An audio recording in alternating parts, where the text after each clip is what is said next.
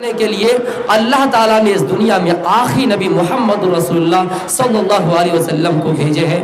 جب ہمارا یہ ملک، جب یہ دیش، جب یہ دنیا کفر و ضلالت کی تاریکی میں بھٹک رہی تھی۔ اب آئیے میں وہ منتر پڑھ رہا ہوں۔ اگیا ہے تو کرتم محمد اندھیکارم ناسم بدایم۔ اے لوگوں، اس دنیا میں ایک ایسا نبی آئے گا، وید اس چیز کی تصدیق کر رہی ہے، پیشن گوئی کر رہی ہے۔ اس دنیا کے اندر ایک ایسا رسول آئے گا جو اس دنیا میں اندھیروں کو ناش کریں گے۔ اندھیرا سے مراد برائیوں کو ختم کریں گے، تاریکیوں کو ختم کریں گے۔ اس دنیا میں ایک ایسا رسول آئے گا، ایک ایسا آدمی آئے گا جو اس دنیا میں اندھیروں کو ختم کریں گے۔ آئے میرے پیارے ساتھیوں، چاہے مسلم کاسٹ سے ہو یا ادر کاسٹ سے ہو، اللہ کے نبی محمد صلی اللہ علیہ وسلم کے آنے سے پہلے یہ دنیا کے لوگ کیسے تھے، فتنے میں کیسے مبتلا تھے۔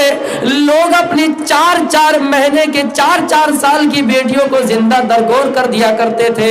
لوگ جوئے میں اتنا مصروف ہو گئے، جوا کھیلنے میں اتنا مشغول ہو گئے۔ جب دیکھا کہ ہم جوئے میں اپنا سارا سامان ہار گئے، پوری دولت ہار گئے، پوری زمین ہار گئے، پورا مکان ہار گئے، سب سے دنیا کی قیمتی چیز جو ہماری اور آپ کی بیوی ہے اس کو بھی جوئے میں لگا دیا کرتے تھے۔ ان چیزوں کو ختم کرنے کے لیے اللہ کے نبی صلی اللہ علیہ وسلم اس دنیا کے اندر اللہ تعالیٰ نے آپ کو رسول بنا کر بھیجے۔ آپ اس دنیا کے اندر آئے اور عورتوں کی حیثیت بتا دی، عورتوں کی عزت بڑھا دی۔ اے میری ماؤں بہنوں، تمہاری حیثیت اللہ کے نبی کا وجود، اللہ کے نبی کا جنم ہونے سے پہلے کیا تھی؟ تمہیں بالکل لوگ کمزور سمجھتے تھے۔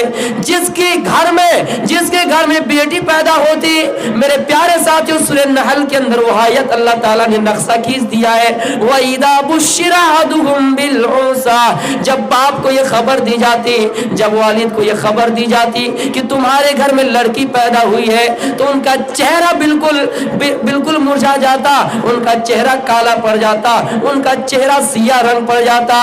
اس لیے میرے پیارے ساتھیوں اور وہ میری ماں و بہنوں، یہ تمہاری حیثیت اس زمانے میں تھی جب اللہ کے نبی اس دنیا کے اندر نہیں آئے تھے۔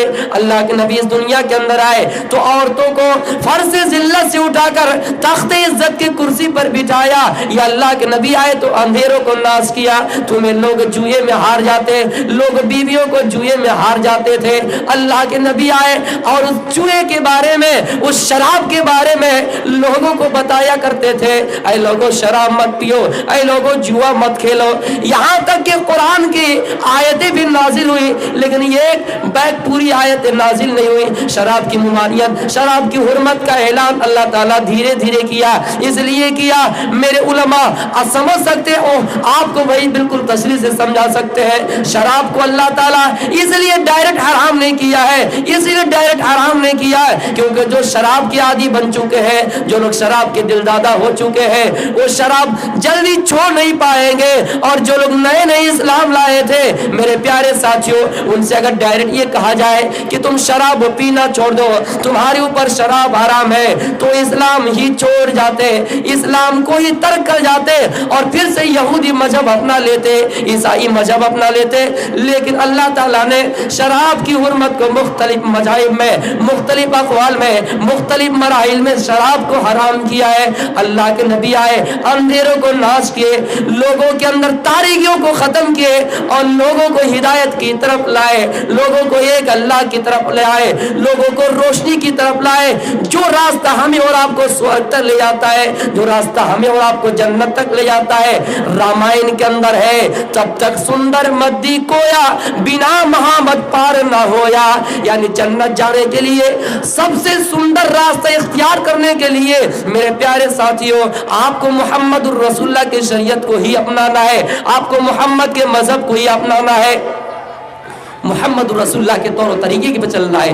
آپ پیر پائتی جائیں گے، بہت راستہ مل جائے گا، آپ جیلا گوڈا جائیں گے، بہت طریقہ مل جائے گا، بہت راستہ بنے ہوئے ہیں، یا کہیں پر اگر سمندر بھی ہو اس کے اوپر بھی پل بنانے کی کوشش کی جا رہی ہے، اس کے اوپر بھی برج بنا دیے جاتے ہیں۔ لیکن جنت جانے کا راستہ ایک ایسا ہے جو اللہ کے نبی صلی اللہ علیہ وسلم کے طریقے کو اپنانا ہے، محمد رسول اللہ کے طریقے کو اپنانا ہے۔ मैं मंत्रों के जरिए से मैं आपको साबित करूंगा कि मोहम्मद रसूलुल्लाह सल्लल्लाहु अलैहि वसल्लम हमारे लिए रहमत बनकर आए थे। वमा अरसलनाका इल्ला रहमतल लिल आलमीन। आए मोहम्मद, हमने आपको पूरी जहां के लिए, पूरी दुनिया के लिए, पूरे विश्व के मानवता के लिए, इंसान के लिए, हैवानात के लिए, सबके लिए रहमत बनाकर भेजे हैं। आप किसके लिए रहमत है? एक ईसाई के लिए भी, एक यहूदी के लिए भी, एक मुसलमान के लिए भी, एक मुशरिक के लिए भी। और आपको किस चीज से मुखातब किया? वसिराजम मुनीरा, ऐ नबी आपको रोशन चिराग बनाकर भेजा। रोशन चिराग, सूरज, सूरज बनाकर भेजा। जिस तरह सूरज ये नहीं देखता है कि कौन हिंदू है, सूरज ये नहीं देखता है कि कौन मुसलमान है, सूरज ये नहीं देखता है कि कौन ईसाई है, सूरज ये नहीं देखता है कि कौन नमाजी है, सूरज ये नहीं देखता है कि कौन बेनमाजी है। सूरज सबके घर में रोशनी पहुंचाता है। आए मेरे हिंदू भाइयों, अगर मेरी आवाज तुम्हारे कानों तक पहुंच रही है, ये मंत्र मैं आगे जो पढ़ूंगा, अहम सूर्य युवाजनी, मोहम्मद को इस दुनिया में जो आखिरी अवतार आएंगे, आखिरी नबी आएंगे, उसको रोशन चिराग बनाकर भेजेगा। क्या आपके घर में रोशनी पहुंच रही या नहीं? क्या आपको सही रास्ता बताया या नहीं? इसलिए आगे जो इस मंत्र में कहा गया, अहमद पितुस परी मेधा मिर्तस्य जगरब अहम सूर्यवाजनी, ऐ मोहम्मद हमने आपको, ऐ अहमद हमने आपको पिता समान बनाया है। आप इंसान के बाप जैसे काम करेंगे। जिस तरह बाप अपने बेटे के लिए चाहता है मेरा बेटा शराबी ना बने, मेरा बेटा जुआरी ना बने, मेरा बेटा कबाबी ना बने, बाप जिस तरह चाहता है कि मेरा बेटा डॉक्टर बने, बाप चाहता है कि मेरा बेटा, बाप चाहता है कि मेरा बेटा इंजीनियर बने, बाप चाहता है कि मेरा बेटा अच्छे से अच्छे दीनदार बने, बाप चाहता है कि मेरा बेटा अच्छे फनकार में जाए। मेरे प्यारे साथियों, मोहम्मदुर रसूलुल्लाह भी इस दुनिया के अंदर आए, सबको अच्छी अच्छाई की तालीम दी, सबको अच्छाई की दावत दी, सबको अच्छे मार्ग पर ले जाने की कोशिश की।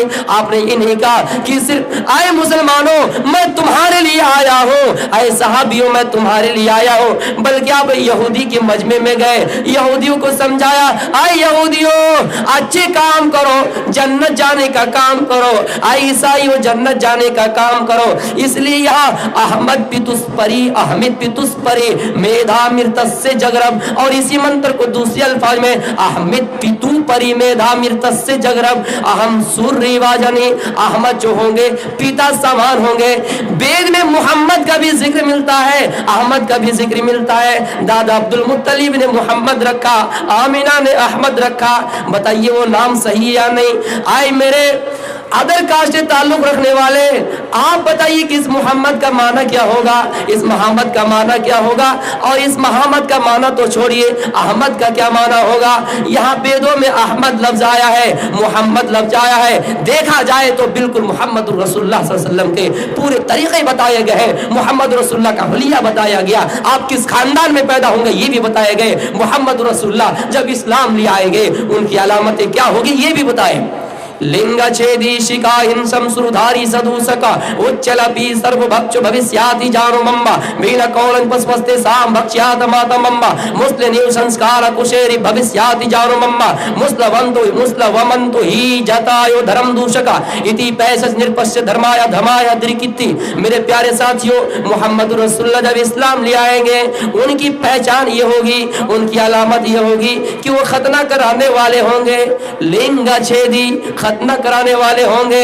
आइए अल्लाह के नबी फरमाते हैं, आए मेरे साथियों, इस्लाम की फितरत, इस्लाम की सुन्नती तरीका 10 है, एक हदीस के मुताबिक 5 है। उन 5 तरीकों में, उन 5 सुन्नती तरीकों में आपका खतना कराना आता है, और मुसलमान बड़े शान और शौकत के साथ खतना करते हैं। कोई इंसान अगर 80 साल की उम्र में भी इस्लाम लाता है तो खतना करता है।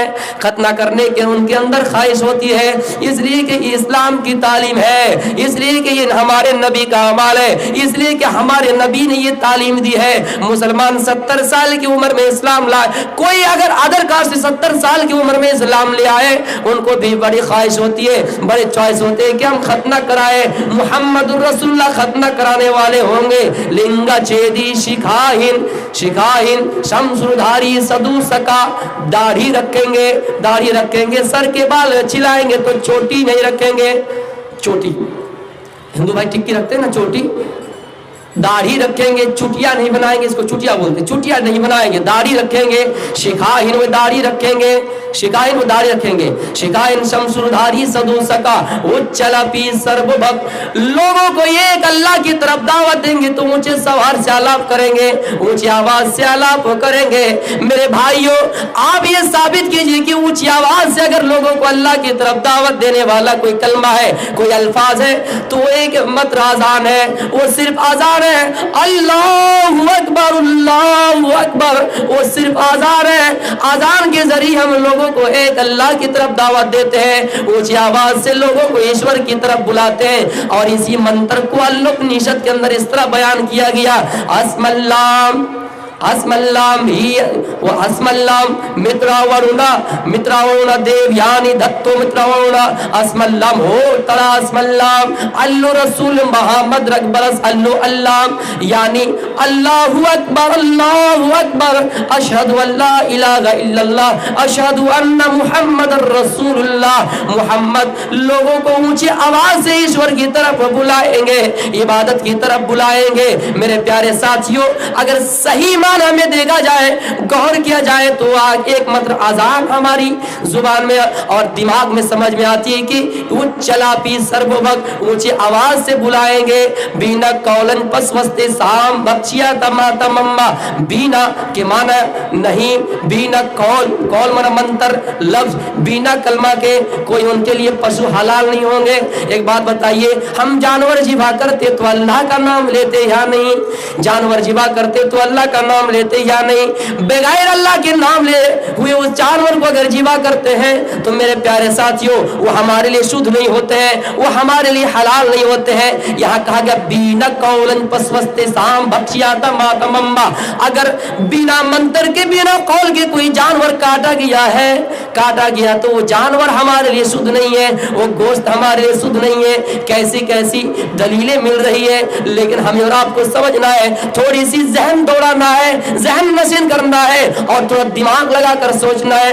अल्लाह कहता है इंसानों, जब हम किसी कौम को बिगाड़ना चाहेंगे, जब हम किसी कौम को बर्बाद करना चाहेंगे तो उनकी खोपड़ी हम खत्म कर देंगे, उनकी जहन खत्म हो जाएगी, लोग पेशाब पीने पर भी मजबूर हो जाएंगे और बड़े शौक से पिएंगे, ये समझकर पिएंगे इसमें सवाब है। मैं ये नहीं कह रहा हूं कि कौन पी रहा है, बल्कि ये मैं कह रहा हूं कि अल्लाह उनके जहन को खराब कर देंगे।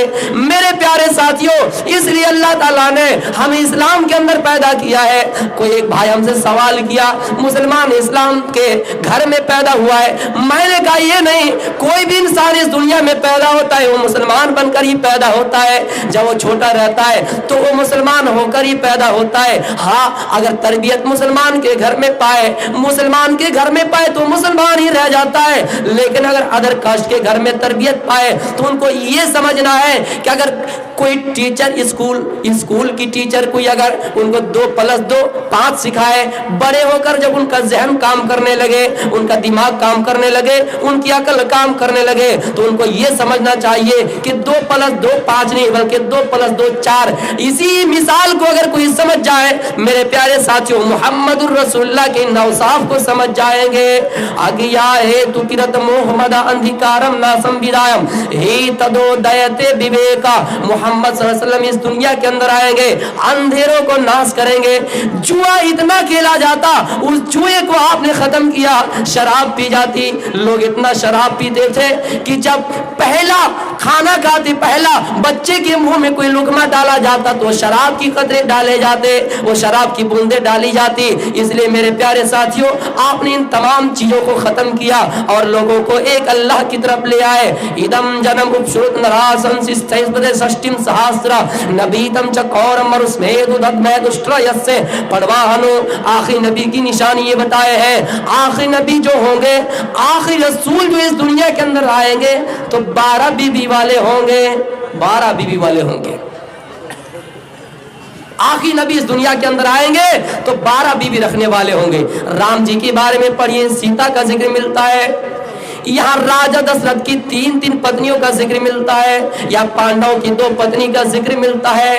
गंधारी एक पत्नी थी किसकी, धृतराष्ट्र की, उसकी एक पत्नी का जिक्र मिलता है। लेकिन 12 बीवी रखने वाले अगर कोई है तो जनाबी मोहम्मद रसूलुल्लाह है। आपकी 11 बीवी थी और एक बांदी, कुल मिलाकर 12 है। इसलिए मेरे प्यारे साथियों आप गौर कीजिए मोहम्मद रसूलुल्लाह सल्लल्लाहु अलैहि वसल्लम की कितने सिफात इस बेद के अंदर मौजूद है। यानी ये बेद इस बात की तस्दीक करती है इस दुनिया के अंदर कोई ऐसा रसूल आएगा, इस दुनिया के अंदर कोई ऐसा नबी आएगा, इस दुनिया के अंदर कोई ऐसा अवतार आएगा जिसके अंदर ये सिफतें होंगी, जिसके अंदर ये खूबियां पाई जाएगी। अगर आप इन खूबियों को देख ले तो समझ जाना कि वो आखिर नबी इस दुनिया के अंदर आ चुके हैं। जिस चीज की गवाही तौरात दे रही है, जिस चीज की गवाही इंजील दे रही है, इसलिए तमाम आसमानी किताबों की गवाही कुरान भी देता है और कहता है मैं इससे पहले तमाम आसमानी किताबों की तस्दीक करता हूं। लेकिन कौन कौन है ये क्लियर नहीं कहा गया।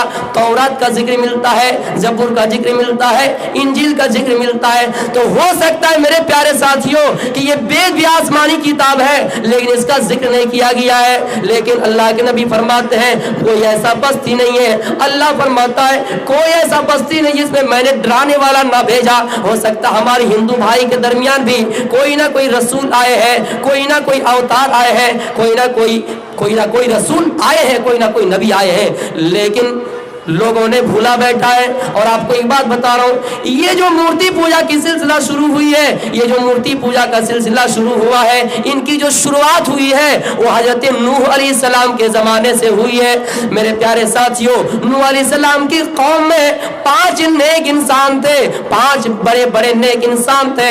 लोग उसको खूब मानते थे, उनके फैसले के मुताबिक मशवरा किया करते थे, उनसे मशवरा किया करते थे। जब उनका इंतकाल हुआ तो शैतान लोगों के पास आए, उनकी कौम के पास आए और उनको बहकाना शुरू किया। नूह अलैहिस्सलाम की कौम, ये जो तुम्हारे दरमियान बड़े नेक इंसान थे आज इस दुनिया से चले गए, तुम उसको कैसे याद रख सकते हो?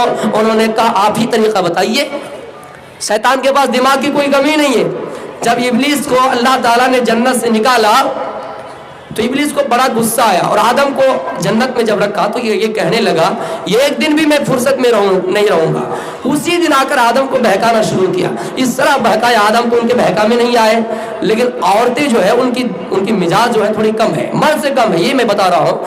हवा को बहकाना शुरू किया तो हवा उनके बहका में आ गए और आदम से कहा चलिए खा लेते, वो फल खा लेते जो शजरे ममनुआ है उसको खा ले। जैसे ही खाया तो आदम को अल्लाह ताला ने जन्नत से उतार दिया। तो शैतान रास्ता भी बता रहा है, शैतान ने रास्ता बताया। नूह अलैहिस्सलाम के कौम के लोगों तुम एक काम करो, मूर्ति बनाओ, तुम उनकी स्टैचू बनाओ, तुम उनकी छवि बनाओ, तुम उनका फोटो बनाओ। कैसे बनाएंगे? कहा हम तरीका बताते, इन पहाड़ों को काटो, इन पहाड़ों को तराश कर काटो और इनकी जैसे शक्ल बना दो, मूर्ति बना दो। मेरे प्यारे साथियों उनकी शक्लें बनाई गई, उनकी मूर्ति बनाई गई, फिर उसकी पूजा पाठ शुरू हो गई, फिर उसकी पूजा पाठ शुरू हो गई। तो पता चलता है कि नूह अलैहिस्सलाम की कौम के जमाने से ये मूर्ति पूजा शुरू है। और अल्लाह के नबी के जमाने में तो पता चल गया, इब्राहिम के जमाने में पता चल गया कि मूर्ति पूजा की शुरुआत हो चुकी है। इब्राहिम अलैहिस्सलाम एक दिन अपने दिमाग में गौर किया, आए मेरे कौम के लोगों तुम लोग सूरज को इबादत, सूरज की पूजा पाठ करते हो। अच्छा ये बताओ ये सूरज दिन में रोशनी देता है, रात में कहाँ गायब हो जाता है? चांद की पूजा पाठ करते हो, ये चांद रात में रोशनी देता है, दिन में गायब हो जाता है। ये सितारे की पूजा पाठ करते हो, ये सितारे दिन में गायब हो जाते हैं। मुझे समझ में नहीं आता कि आप इन चांद और पेड़ पौधों की इबादत क्यों कर रहे हो और इन मूर्ति की पूजा पाठ क्यों कर रहे हो, जबकि ये हमें कोई फायदा नहीं दे सकता है। इब्राहिम मन ही मन में सोचते रहे। एक दिन मेला लगा, सब मेले में गए, इब्राहिम को ले जाने की कोशिश की। इब्राहिम ने कहा हम उस मेले में नहीं जाएंगे, हम नहीं जाएंगे, बहाना बना लिया, अना सकीम, मैं बीमार हूं, मैं उस मेले में नहीं जाऊंगा।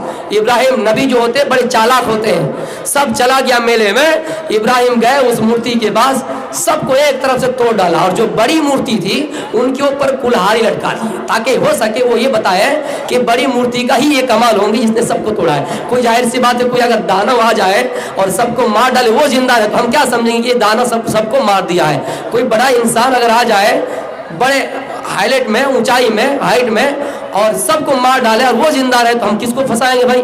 کہ آپ ہی مجرم ہیں، آپ ہی چور ہیں۔ تو ابراہیم نے ایسا چالاکی کیا کہ بڑے مورتی کے کاندھے پہ کلہاڑی رکھ دی۔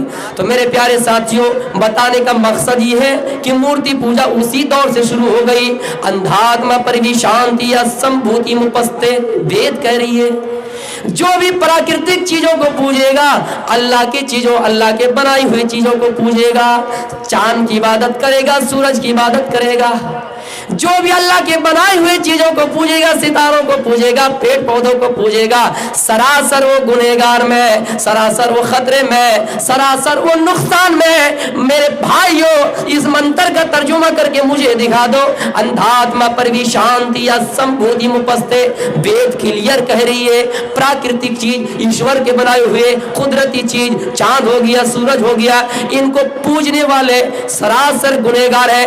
آگے کے منتر میں یہ بھی کہا جو لوگ اس دنیا کے بنائے ہوئے چیزوں کے پوجتے ہیں، انسان کے بنائے ہوئے چیزوں کو، سنسارک چیزوں کو، سنسارک وستوؤں کو، سنسارک وستو کہا جائے تو انسان کے ہاتھوں سے بننے والا فلیٹ، انسان کے ہاتھوں سے بننے والا ٹیبل، انسان کے ہاتھوں سے بننے والا میز، انسان کے ہاتھوں سے بنانے والے جو بھی چیزیں ہیں، کوئی اگر فلیٹ تیار کرے، کوئی اگر بڑے سے بڑے مکان تیار کرے، کوئی اگر بڑے سے بڑے برکش اگائے، کوئی اگر بڑے سے بڑے مکان بنائے، میرے پیارے ساتھیو، انسان کے بنائی ہوئی چیز اور پھر اس کو پوجنا شروع کر دے تو سراسر وہ گنہگار میں۔ قرآن تو یہی کہتا ہے وَمَن يَبْتَغِي غَيْرَ الْإِسْلَامِ دِينًا فَلَن يُقْبَلَ مِنْهُ وَهُوَ فِي الْآخِرَةِ مِنَ الْخَاسِرِينَ۔ اے لوگوں، جو اسلام کو چھوڑ کر غیر مذہب کو اپنائے گا، دوسرا دھرم اختیار کرنے کی کوشش کرے گا، دوسرے مذہب کو تلاش کرے گا، ان کی جستجو میں لگے گا، سراسر وہ خسارے میں ہے،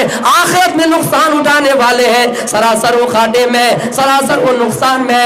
پیارے ساتھیوں، غور کیجئے، پتہ چلتا ہے کوئی مسلمان اگر اپنے ذہن میں یہ تصور کرے اسلام سے بڑھ کر کوئی دھرم ڈھونڈیں گے، اسلام سے بڑھ کر کوئی مذہب تلاش کریں گے، نہیں مل سکتا ہے۔ ہاں، مسلمان بدترین ہو سکتے ہیں، مسلمان بد کردار کے ہو سکتے ہیں، لیکن اسلام سے بڑھ کر کوئی مذہب نہیں ہو سکتا ہے۔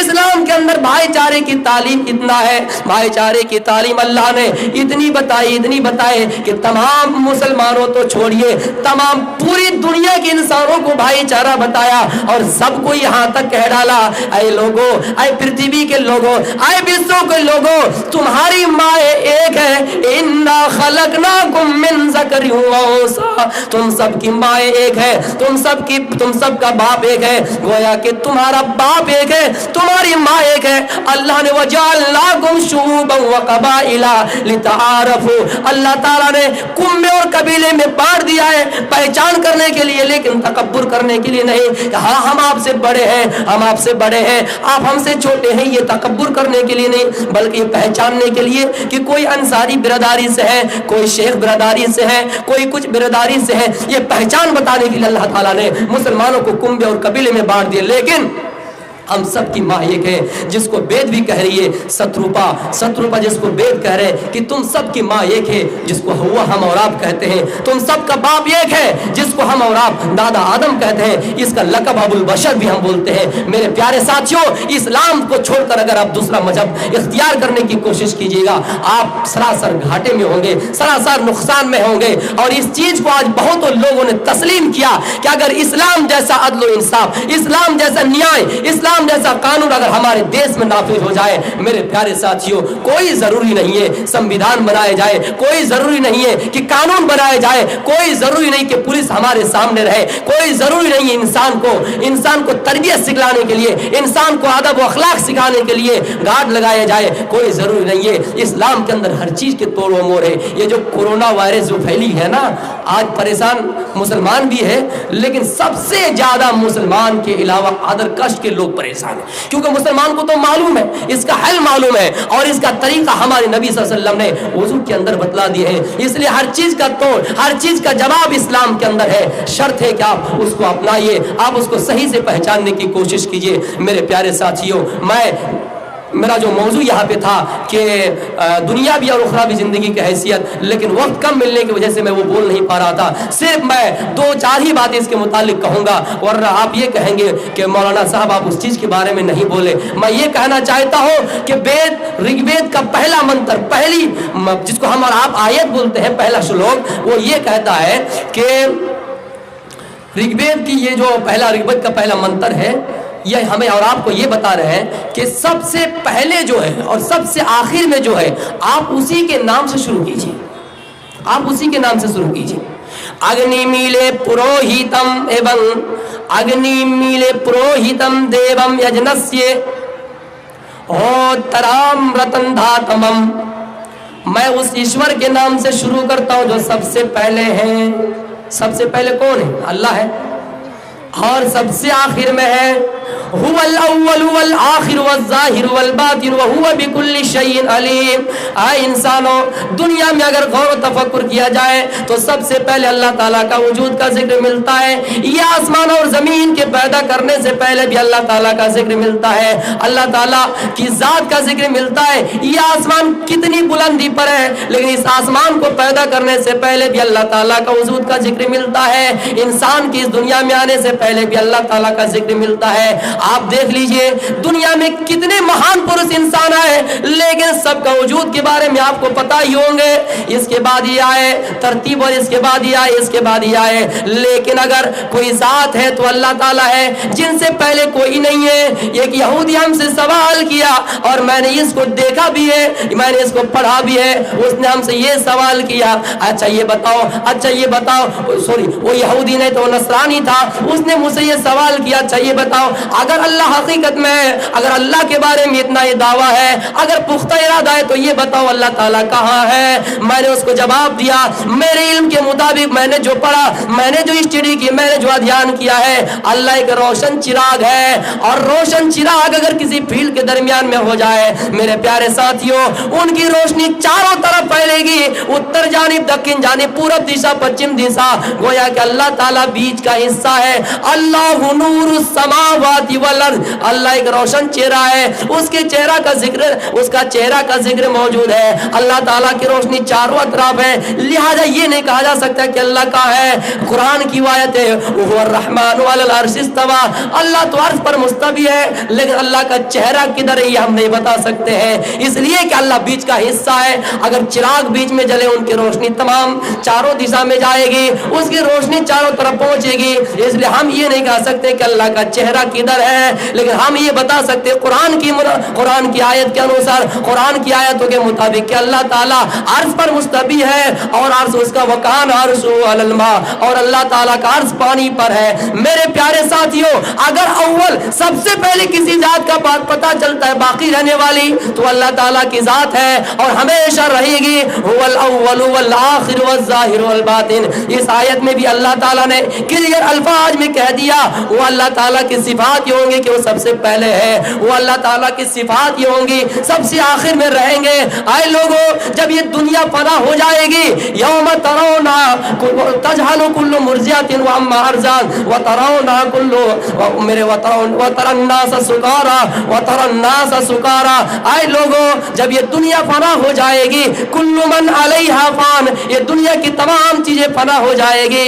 آسمان پھٹ جائے گا، زمین میں زلزلہ جائے گا، تمام لوگ میدان محشر کی طرف بھاگیں گے. یوم یخرجون من الاجداث سران کانہم الی نصب یوفضون. سب میدان محشر کی طرف بھاگیں گے.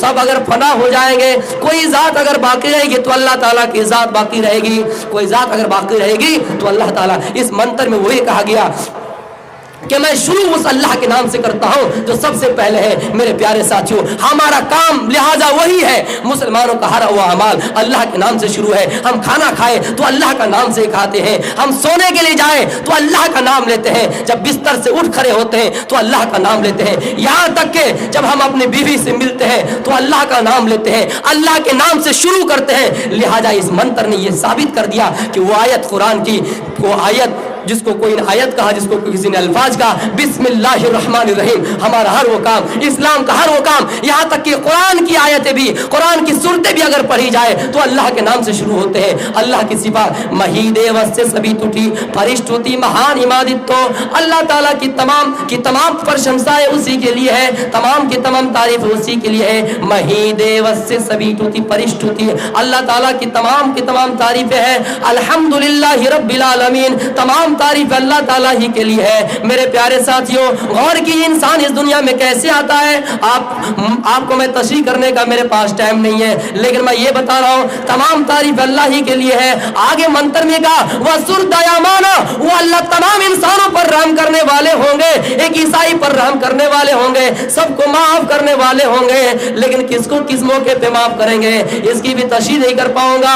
اللہ غفور رحیم ہے. آئے انسانوں, میں آپ کو بتا رہا ہوں اللہ معاف کرنے والا ہے. کوئی انسان اگر زندگی بھر اگر نماز نہ پڑھے, زندگی بھر اگر اللہ کا نام نہ لے, مرتے وقت آخری سانس ان کی نکل رہی ہے, اگر لا الہ الا اللہ پڑھ رہا ہے, اللہ فرماتا ہے من قال لا الہ الا اللہ دخل الجنہ, میں اس انسان کو معاف کر دیتا ہوں. پتا چلا وصول دایامانہ, وہ بڑے رحم کرنے والے ہوں گے, بڑا کرپالو ہوں گے. اگر آپ کے پاس کوئی غلام ہے, آپ اس کو ایک مرتبہ معاف کیجئے گا, دوسری مرتبہ کیجئے گا, لیکن تیسری مرتبہ آپ ان سے بدلہ لے لیں گے. لیکن وہ اللہ ہمیں جو کھلاتا ہے, وہ اللہ جو ہمیں پانی پلاتا ہے, ہم زندگی بھر اس کی نافرمانیاں کرتے رہتے ہیں, لیکن باوجود اللہ معاف کرتا ہے. اے انسانوں, یہ دنیا کی مثال ہمارے لیے اور آپ کے لیے ایک جنگل جیسی مثال ہے. کوئی انسان اگر جنگل سے گزرتا ہے, اس پہ اگر کانٹے ہی کانٹے ہو اور چلنا بھی ضروری ہو, تو کوئی ایک دو کانٹا پیر میں چبھ ہی جائے گا, کوئی ایک دو کانٹا ہمارے پیر میں, ہمارے کپڑے میں لگ ہی جائیں گے. جتنا ہی بچنے کی کوشش کیجئے, ایک دو کانٹا پیر میں لگ ہی جائیں گے. اس کا علاج ہے کہ ہم اس زخم پر مرہم لگا لیں گے, اس کا علاج ہے کہ ہم اس زخم پر پٹی باندھ لیں گے. اسی طرح یہ دنیا قدم قدم پہ گناہوں کا جال بچھا ہوا ہے. آپ اس دنیا کے اندر آئے ہیں, یہ مت سمجھیے کہ ہم اس دنیا میں بالکل نیکی ہی کر کے چلے جائیں گے, ہم سے گناہ نہیں ہوگا. ضرور آپ سے گناہ ہوگا. جس طرح ایک دو پیر میں کانٹا چبھی جاتا ہے, اس کا علاج ڈاکٹر نے بتا دیا, مرہم لگایا جائے, پٹی باندھا جائے. اسی طرح ہمارے قرآن نے بھی اس کا علاج بتایا, اور کیا بتایا, یا ایھا الذین آمنوا توبوا الی اللہ توبۃ نصوحا عسى ربکم ان یکفر عنکم سیئاتکم ویدخلکم جنات تجری من تحتها الانہار. اے لوگوں, جتنا بچنے کی کوشش کرو, جتنے گناہ سے بچنے کی کوشش کرو, اگر بچتے بچتے یہ ایک دو گناہ تم سے ہو ہی جائے, اللہ معاف کرنے والا ہے. عسا کا لفظ استعمال ہوا ہے, امید ہے کہ اللہ تعالیٰ تمہاری ان گناہوں کو معاف کر دے. اس لیے میرے پیارے ساتھیوں, آپ کو گھبرانا نہیں ہے, آپ اللہ سے توبہ کیجئے, توبہ کا دروازہ کھلا ہے. ہو سکتا ہے عسا کا معنی امید کے واسطے یہ الفاظ استعمال کیے جاتے ہیں. اللہ تعالیٰ آپ کے توبہ قبول کر لے اور آپ کو معاف کر دے. رفع یدیہ الی السماء, اس بھرے مجمع میں ہاتھ اٹھا کر اللہ سے دعا کیجئے, دل ہی دل میں دعا کیجئے, اللہ آپ کے گناہوں کو معاف کرے, اللہ آپ کے توبہ کو قبول کرے. اس لیے وسر دیا مارا, وہ رحم کرنے والے ہوں گے, کرپالو ہوں گے. اور اگنے نیا سو پتھارے آسما بسوانی دے ویونان بیودان ویشتام تنوا ویودھاسم ویشتنام بزھورا نامنو ویشتام تنوا اکتی کاما بدیما. اللہ تعالیٰ کی صفات اس منتر میں یہ بیان کیے, وہ اللہ قیامت کے دن کے مالک ہوں گے, وہ اللہ ایک دن متعین کرے گا اور سب کے مالک ہوں گے, مالک یوم الدین. اس لیے اگنے چلا, اگنے نیا سو پتھارے آسما, جو آسمان یعنی بالکل صاف ستھرا سیدھا راستہ ہو. پتا چلتا ہے قرآن کی وہ آیت ہے, اہدنا الصراط المستقیم, اے ایشور تو ہم کو سیدھے راستے کی طرف لے کر چلا. اگنے نیا سو پتھا, سو مانے سندر, پتھ منی راستہ, اس کو بنگلہ میں بولا جاتا پتھ منی راستہ. اگنے نیا سو پتھا رہی آسما, اے اللہ اس راستے پہ ہم کو چلا, اے ایشور تو ہم کو اس راستے پہ چلا جو راستہ بالکل سیدھا ہے. سیدھا سے مراد یہ ٹیڑھا والا سیدھا اور نہیں ہے, بلکہ جنت کا راستہ ہے. سیدھا سے مراد اللہ کا راستہ ہے, اللہ کے پاس پہنچنے کا, اعلیٰ مقام حاصل کرنے کا راستہ ہے. یہ دن الصراط المستقیم, ایشور تو ہم کو سیدھے راستے پہ چلا. ان لوگوں کے راستے پہ نہ چلا جن کے لیے آپ نے جہنم بنائے, ان لوگوں کے راستے پہ نہ چلا جن کو آپ نے سرٹیفکیٹ دوزخ کا دیے ہے, بلکہ آپ جنتیوں میں ہم کو شمار کر لے. میرے پیارے ساتھیوں, اس منتر سے بھی وہی بات ثابت ہوتی ہے اور قرآن کی آیت بالکل ملتی جلتی ہے کہ اگنے نیا سو پتھارے آسما بسوانی دے ویونان بیودان. ہم کو سیدھے پتھ کی طرف چلا. اہدنا الصراط المستقیم, اے خدا ہم کو سیدھے راستے کی طرف چلا. ویونان بیودان, جو قیامت کے دن کا مالک ہے, مالک یوم الدین, اللہ تعالیٰ قیامت کے دن کا مالک ہے. اس کا مطلب یہ نہیں مسلمانوں کہ اللہ ہمارا اس دنیا میں مالک نہیں ہے, اس دنیا میں بھی مالک ہے, لیکن پورا پورا بدلہ آپ کو اس دنیا میں نہیں ملتا ہے. اس دنیا کے اندر کوئی بھی عدالت ہو آپ کو پورا کا پورا انصاف نہیں دیتا ہے. اس لیے انصاف کے لیے اللہ تعالیٰ نے ایک دن مقرر کیا ہے, اور وہ قیامت کا دن ہے. قیامت کے دن لوگوں کو میدان محشر میں جمع کیے جائیں گے, اور وہاں پر لوگوں کا حساب و کتاب لیا جائے گا. ہم نے اگر کسی کے گال پہ کوئی تھپڑ مارا, تماچا کڑارا مارا ہے, دنیا کے اندر کوئی ایسی عدالت نہیں جو آپ کو برابر فیصلہ کر دے. دنیا کے اندر کوئی ایسا جج نہیں جو آپ کو پورا پورا انصاف دلا سکے. اس لیے دنیا کے اندر کوئی ایسی سرجری ہے ہی نہیں, دنیا کے اندر کوئی ایسی مشین ہی نہیں جو مارنے والے تھپڑ کو, مارا جانے والے کڑارا تماچا کو بھی ماپ سکے. اس لیے اللہ تعالیٰ فرماتا ہے میں ایک دن قیامت کروں گا, قیامت میں میدان محشر میں سب کو جمع کروں گا, اور سب کو برابر انصاف دلاؤں گا, سب کو برابر حق دلاؤں گا. آئے مسلمانوں, ہمیں کتنا حق مل رہا ہے؟ آئے جینی بھائیوں, آئے عیسائی بھائیوں, ہمیں کتنا حق مل رہا ہے؟ آئے دلت بھائیوں, ہمیں کتنا حق مل رہا ہے؟ آئے ہندو بھائیوں, آپ کو کتنا حق مل رہا ہے؟ آپ کو پورا کا پورا حق اس دنیا کے اندر کوئی عدالت دے نہیں سکتی ہے. اس لیے اللہ تعالیٰ نے قیامت کا دن مقرر کیا ہے, اور وہاں پر سب کا حساب و کتاب ہوگا. ہاں, آپ کے یہاں جو آواگمن ہے, آواگمن کا مطلب یہ ہے کہ ایک یونی, ایک انسان, ایک روح 7 یونی میں پھرتا ہے, 7 یونی میں جنم لیتا ہے. ایک انسان کا جنم 7 مرتبہ ہوتا ہے. کسی نے اگر چوری کی تو کتا کا جنم ملے گا, کسی نے اگر جوا کھیلا تو بھینس کا جنم ملے گا, کسی نے رشوت کھایا تو کتے کا جنم, کسی نے چوری کی تو بلی کا جنم. یہ آواگمن بتایا ہے اس دنیا کے اندر. لیکن پنرجنم تو اس کے اندر بھی ہوں گے, پنرجنم تو ان کے قوم میں بھی ہوں گے, پنرجنم کا ذکر تو وہاں بھی ملتا ہے. وہ الگ بات ہے کہ ہم یہ سمجھتے کہ اللہ تعالیٰ ہمیں انسان جیسے اس دنیا میں اٹھائے گا, لیکن ان کی خطاب کے مطابق آواگمن میں جو جیسا عمل کرے گا اس کو ویسا بدلہ دیا جائے گا. چوری کیا تو بلی کا جنم, رشوت کھایا تو کتے کا جنم, اگر جوا کھیلا تو بھینس کا جنم. میرے پیارے ساتھیوں, ایک طرف سے اگر سوچا جائے تو یہ پورا کا پورا انصاف نہیں ہے, اور نہ ہی اس سے پتہ چلتا ہے کہ یہ دوبارہ ہمارے کیے ہوئے گناہ کی سزا ہے. اس لیے یہ ایک دن آپ کو قیامت ماننا پڑے گا, ڈے آف ججمنٹ ماننا پڑے گا. اسی کی تحت 2 واقعہ میں پنرجنم کے سلسلے میں بتاؤں گا, اور یہاں سے رخصت لوں گا. میرے پیارے ساتھیوں, آپ لوگ سمجھتے ہیں بھکاری سمجھتے ہیں, اس کو میں ایک ایک کر کے سمجھاؤں گا. تو ایک مرتبہ ایک بھکاری جا رہا تھا راستے سے, اور ایک کتا سڑک میں بیٹھ کر بھونک رہا تھا. اب یہ بھکاری ایسے پریشان ہے, بھوک کی وجہ سے تڑپ رہے, لیکن جیسی اس کے آگے سے گزرے دیکھا کہ کتا بھونک رہا ہے, لاٹھی اٹھایا اور اس کتے کو دنادن دے مارا, ڈنڈا مارا. کتے کتنے بڑے چالاک تھے اس کے, آپ یہ سمجھیے. کتا چلا گیا نیائے مانگنے کے لیے, انصاف مانگنے کے لیے رام جی کے دربار میں. رام جی کے دربار میں کتا انصاف مانگنے کے لیے گئے. رام جی نے کہا دیکھو کوئی ہے شکایت لے کر آئے. اس کے سپاہ سالار جو ہے, فوج وغیرہ کمانڈر وغیرہ باہر گئے, دیکھا کہ کوئی آدمی ہے ہی نہیں. اب یہ کیا سمجھتا ہے کہ کتا انصاف مانگنے کے لیے آئے. رام جی کوئی ہے نہیں, آپ بار بار بھیج رہے ہیں, پھر بھیجاؤ دیکھو کوئی ہے. کہا کوئی تو ہے نہیں. پھر اس کا ایک مرتبہ آیا اس کا سپاہ سالار, اور دیکھ رہا کہ کتا بیٹھے بیٹھے رو رہا ہے. تو اس نے کتے سے پوچھا, اے کتا تم شکایت لے کر آئے ہو؟ کہا ہاں میں شکایت لے کر آیا ہوں. تو چلو رام جی کے دربار میں چلو, رام جی وہاں نیائے مانگ لو گے. رام جی کے دربار میں جب کتا آیا, رام جی نے کہا اچھا کتا بتاؤ تمہارے ساتھ کیا نیائے کیا جائے, کیا معاملہ کیا جائے. اس نے کہا مجھے کہ بھکاری نے پتھر مارا, ڈھیلا مارا, لاٹھی وغیرہ سے مارا ہے, مجھے انصاف چاہیے. سب چوکنا ہو گئے. انصاف لوگوں میں کیا جاتا ہے, کتے کے ساتھ کیا معاملہ کیا جائے. پھر بھی رام جی نے کہا جاؤ اس بھکاری کو بلا کر لاؤ.